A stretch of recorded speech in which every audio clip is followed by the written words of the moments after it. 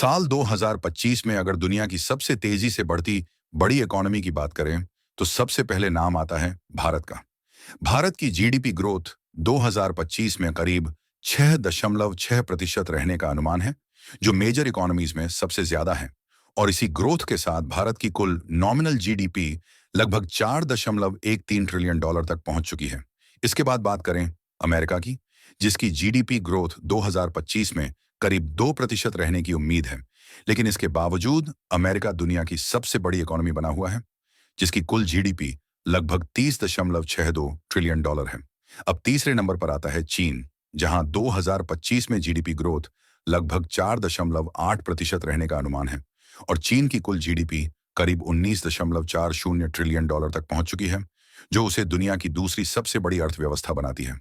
इसके बाद जर्मनी की बात करें तो जर्मनी की जीडीपी ग्रोथ 2025 में सिर्फ 0.2% रहने का अनुमान है, यानी ग्रोथ काफी धीमी है। जबकि इसकी कुल जीडीपी लगभग 5.01 ट्रिलियन डॉलर है। और आखिर में जापान, जिसकी जीडीपी ग्रोथ 2025 में करीब 1.1% रहने की संभावना है। और जापान की कुल जीडीपी लगभग 4.28 ट्रिलियन डॉलर है।